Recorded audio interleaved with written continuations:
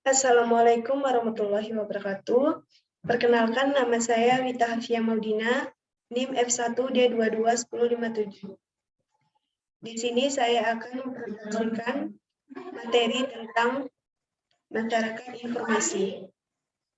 Masyarakat informasi merupakan suatu keadaan masyarakat produksi, distribusi, dan manipulasi suatu informasi menjadi kegiatan utama.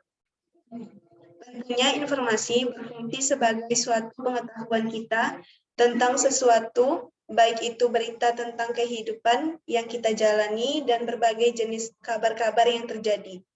Selain dari itu, tanpa informasi kita tidak dapat mengetahui bagaimana kondisi dan situasi yang terjadi di luar lingkungan terdekat kita. Teknologi merupakan suatu sarana maupun prasarana yang berjalan sesuai dengan perkembangan dan revolusi kehidupan yang memicu timbulnya berbagai macam kemajuan-kemajuan di bidangnya dan tentu saja dapat memudahkan kehidupan manusia dalam melakukan berbagai macam aktivitas.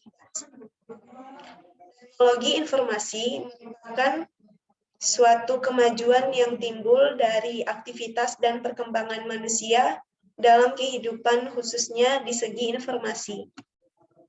Seperti perkembangan penyampaian informasi dari dulunya dengan menggunakan bahasa isyarat, sekarang telah menjadi lebih mudah dengan kehadiran internet.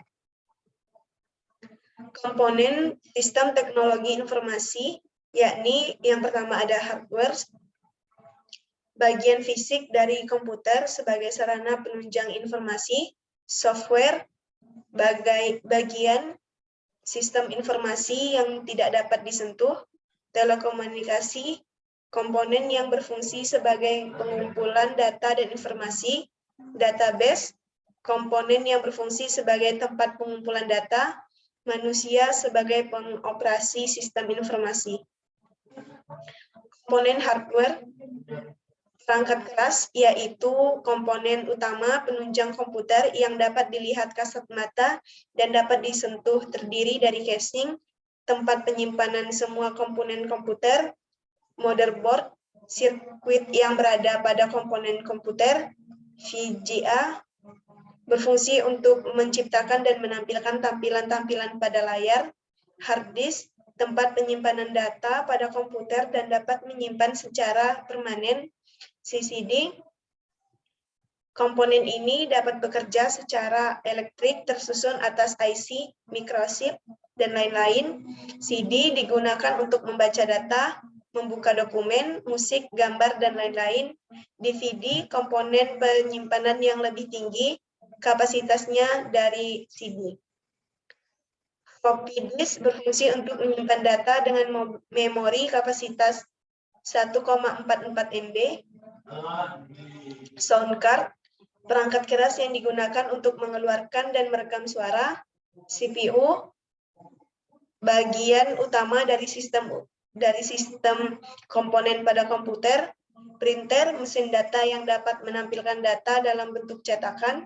Power supply, berfungsi untuk mengubah arus listrik menjadi tegangan. Prosesor, komponen utama pada komputer sebagai pusat kerja atau otak pada komputer.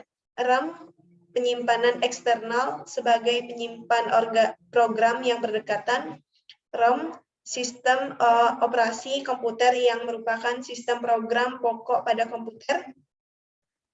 Keyboard dan mouse, papan tombol dan penggerak kursor pada komputer. Monitor dan layar, tampilan pada layar yang berupa sinyal elektronik. Yang kedua ada perangkat lunak atau software.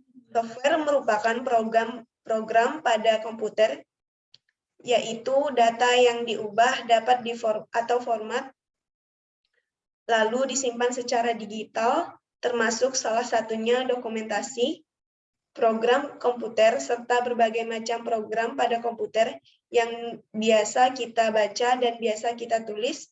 Fungsi dari software ini sendiri adalah untuk mengatur kerja pada hardware dan perangkat keras, dan dapat digunakan sebagai salah satu penghubung atau software yang satu dengan hardware yang lain pada komputer. Adapun beberapa klasifikasi pada software terdiri dari dua komponen, yakni PL sistem yang tersusun atas bahasa pemrograman, sistem operasi, dan utility.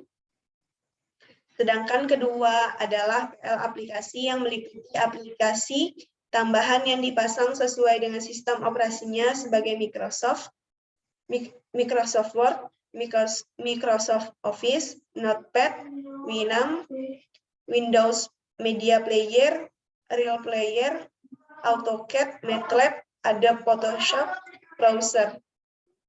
3 contoh perangkat lunak yang pernah saya gunakan seperti Microsoft Word digunakan untuk menulis dan mengumpulkan data, Microsoft Excel digunakan untuk menghitung dan menganalisis data serta ArcGIS yang digunakan untuk menggambar peta.